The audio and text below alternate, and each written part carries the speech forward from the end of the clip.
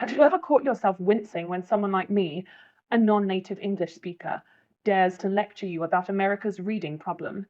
Go ahead, wince harder, because maybe you should. Today we're talking about a crisis so embarrassing that most Americans pretend it doesn't even exist. The fact that literacy in the United States is falling faster than Blockbuster memberships in 2008. Yes, this is the same country that split the atom, built Silicon Valley, and spends $8 billion a year on pumpkin spice lattes. But give the average adult a basic newspaper article. Half of them will read it like it's written in hieroglyphics. Imagine being able to navigate Netflix subtitles fluently, or collapsing at the word comprehension. That's not satire, that's the reality. And before you click away thinking, ugh, another boring lecture about test scores, let me stop you. This isn't high school English where you fake read The Great Gatsby while secretly Googling the plot. No, this is about why America's reading levels are collapsing. The TikTok brain rot, the outdated classrooms, the cultural laziness, and yes, the horrifying possibility that the next generation will only read emojis. Here's the kicker. If you think this doesn't affect you, you're wrong. Low literacy means lower wages, worse job prospects, and an entire population hypnotized by three-word slogans. And let's be honest, haven't we already had enough of that? So buckle up, because in this video, we're diving deep into America's literacy crisis, the hidden reasons behind it, and what it means when a nation that once prided itself on freedom of speech quietly forgets how to actually read.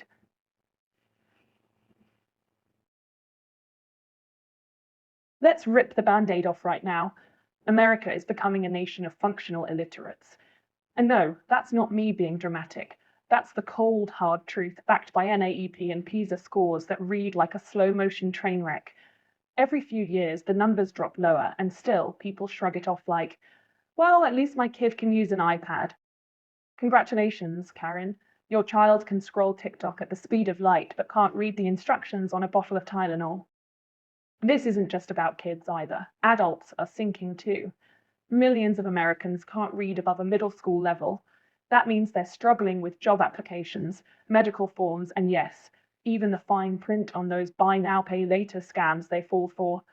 Literacy today isn't just about stringing words together. It's about comprehension, context, and critical thinking. Without it, you're not a citizen in a democracy. You're just a consumer with a credit card and a short attention span. Think about it. The same country that once published Hemingway, Baldwin, and Steinbeck now struggles with headlines longer than a tweet. We've gone from the grapes of wrath to OMG LOL. Literacy is not just declining, it's being culturally euthanized. And the silence around it, that's the most terrifying part. Politicians don't touch the subject because education reform doesn't trend on social media. Parents don't notice because they're too busy doom scrolling. And schools? Many are stuck in the 1980s. Pretending phonics versus balanced literacy is still an interesting debate. Here's the irony. America loves to brand itself as the land of opportunity, innovation, and progress. But how long can you keep selling that dream when a growing chunk of your population can't even read the contract? Without literacy, the whole American project crumbles. Freedom of speech? Pointless if you can't process words. Democracy? Worthless if voters can't comprehend the ballot. The greatest country in the world? Please. It's on track to be the greatest country of confused emoji reactions.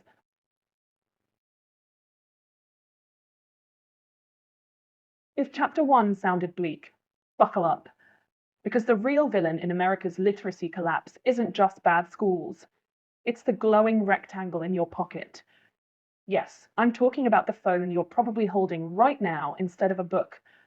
Welcome to the age of the TikTok brain, where attention spans have been microwaved down to 7 seconds, shorter than that of a goldfish.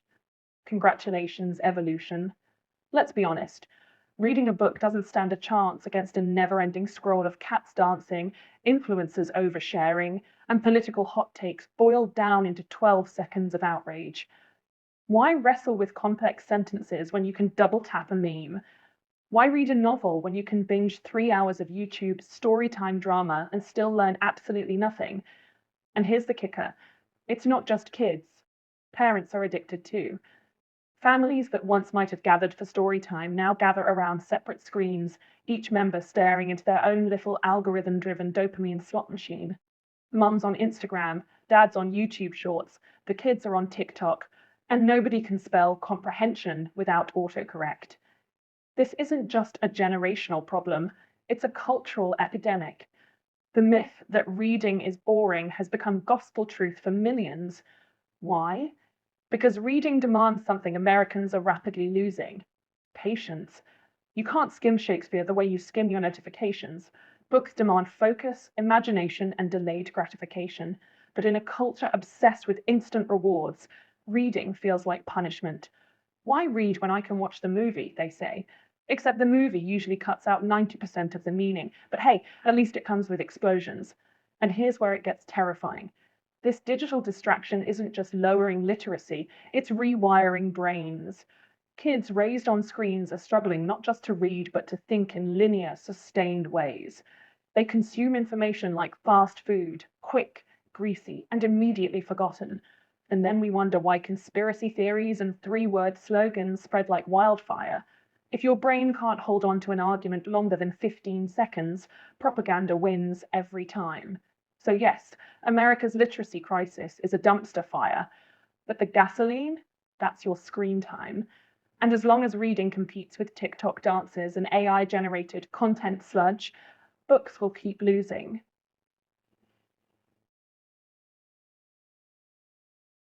If you thought TikTok was bad, let's take a field trip to America's classrooms, the very institutions supposedly designed to prevent this collapse. Spoiler alert, they're failing spectacularly.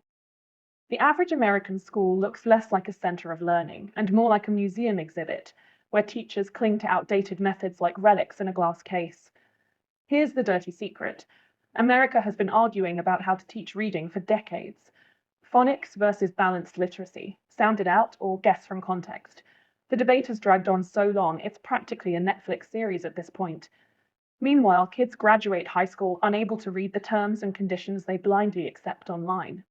Balanced literacy? More like balanced failure. And don't even get me started on teacher training. In many states, teachers are sent into classrooms armed with strategies that sound more like TED Talk slogans than actual pedagogy. Imagine sending a surgeon into an operating room with nothing but a motivational poster. That's American reading instruction. Teachers aren't villains. Most of them care. But when the system starves them of evidence-based training and dumps standardized testing on their backs, the result is inevitable: burned out teachers, bored students, and literacy scores circling the drain. Of course, money matters too. Wealthy districts have libraries, literacy coaches, and parents who bribe their kids to read Harry Potter. Poor districts? They're lucky if the library has books printed after the Cold War. Imagine trying to inspire a kid to read when your classroom copy of Mice and Men is falling apart and smells like a basement. That's not building future citizens. That's setting kids up for failure before they even hit puberty. And let's not forget the home environment. Parents in low-income communities often juggle 2 or 3 jobs, leaving little time for bedtime stories. It's not laziness, it's survival. But the system doesn't care. Instead of providing resources, it punishes these kids with tests they're destined to fail. The cycle keeps spinning. Poverty breeds low literacy, which breeds more poverty. Here's the punchline. America spends billions on tech gadgets, defense budgets, and corporate bailouts, but somehow can't guarantee that a 10-year-old can read a paragraph without crying. Forget No Child Left Behind. At this rate, it should be renamed Every Child Left Illiterate. So, yes, the classrooms are failing, not because kids are dumb, but because the system is. And unless America stops treating reading like an optional hobby, the entire education model is just producing graduates fluent in one language. Instagram captions.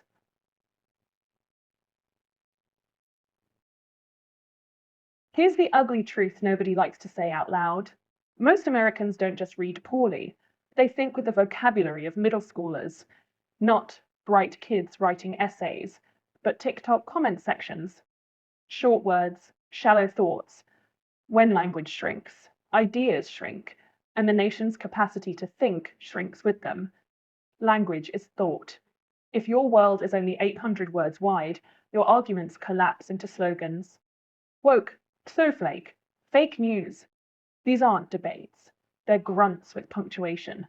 A population that can't read complex texts doesn't have the words to process complex ideas, and the numbers back it up. The average American adult reads at a 7th, 8th grade level. For many, a New York Times editorial might as well be ancient Greek. No wonder propaganda spreads like wildfire. If you can't tell correlation from causation, you'll believe anything that fits on a bumper sticker. This isn't just cultural decline, it's economic decay. Employers need workers who can pass documents, write clearly, and solve problems. Instead, they get resumes riddled with errors and employees who panic at a 10-page manual. Innovation dies when language dies, because you can't create ideas you can't articulate. The bottom line: America's vocabulary crisis is the root of its polarization, stagnation, and manipulation. Without words, you can't argue. Without words, you can't think. Without words, you can't defend democracy. A nation that once spoke in the voices of Lincoln and Baldwin now shouts in 50 recycled buzzwords until the whole republic sounds like a broken record.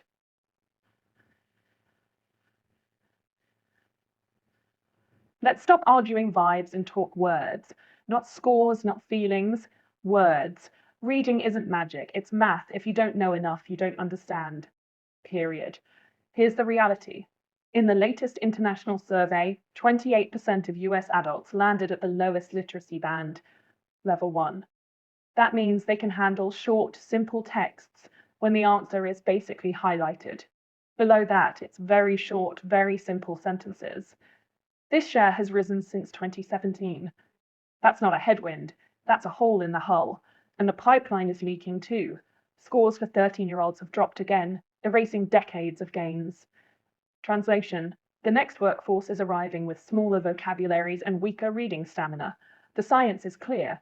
To read comfortably, you need about 98% word coverage of a text. That's 8,000, 9,000 word families for prose, 6,000, 7,000 for speech. Fall short, and your brain wastes energy on guessing instead of meaning. That's why so many readers finish an article and remember only vibes. The missing piece, not cat or dog, it's the mid-frequency academic-style words that power contracts, arguments, and editorials, mitigate, offset, nuance, correlate. The academic word list, just 570-word families, makes up 10% of serious text. Miss that band and you read like a tourist with a subway map. Slowly, with panic. This isn't just cultural, it's economic. Manuals, SOPs, dashboards, compliance docs, they're word heavy. If a quarter of adults stall outside menus and bullet points, productivity tanks, errors multiply, training drags, and innovation dies on the launchpad. That's the crisis in one line. If your word bank is shallow, your world is small. Until we rebuild vocabulary depth with systematic word study and sustained reading, we'll keep salivating at slogans while paragraphs lose the fight.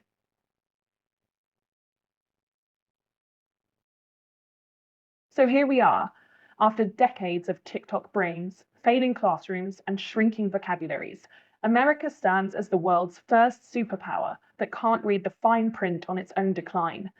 The irony is brutal. The land of Lincoln and MLK now runs on hashtags and slogans simple enough to fit on a baseball cap. That's not democracy, that's marketing. Low literacy isn't just embarrassing, it's expensive. A workforce that struggles to read costs billions in errors, lawsuits, and wasted training. Employers quietly admit new hires can't write an email or follow basic instructions, so they dumb everything down. Manuals shrink, scripts get simplified, and corporate culture devolves into a BuzzFeed quiz. Which potato are you? Congratulations, you're middle management. Politically, a shallow vocabulary makes citizens easy prey. Complex debates collapse into monosyllabic chants. Jobs, wool, fake. It's not persuasion anymore. It's Pavlov. And culturally, the damage is clear. Literature is replaced by Netflix recaps, poetry by Instagram captions, imagination by emojis. Here's the scariest part. It doesn't take a majority to sink a republic. If too many citizens can't comprehend the words on a contract, a ballot, or a law, the system itself tilts. You can't sustain democracy on comic book literacy, or outcompete China with LOL. At the end of the day, Ignoring literacy comes with a final bill, a nation that no longer understands itself.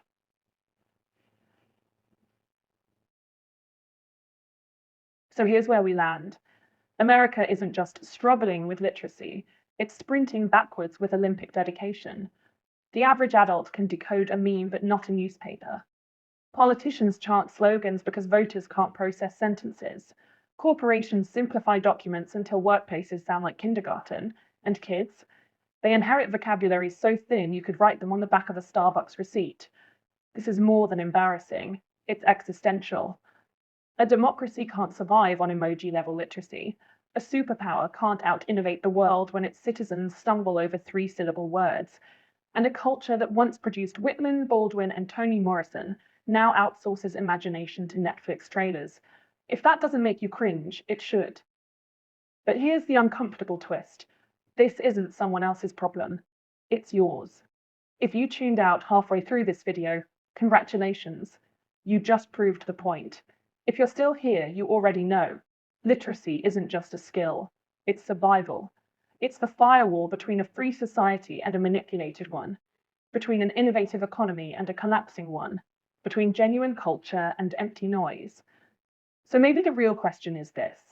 Are you willing to pick up a book, wrestle with words you don't know, expand your vocabulary, and fight back? Or are you content to let algorithms shrink your brain down to a hashtag? I'll leave you with that thought. Because in the end, America's reading crisis isn't about test scores.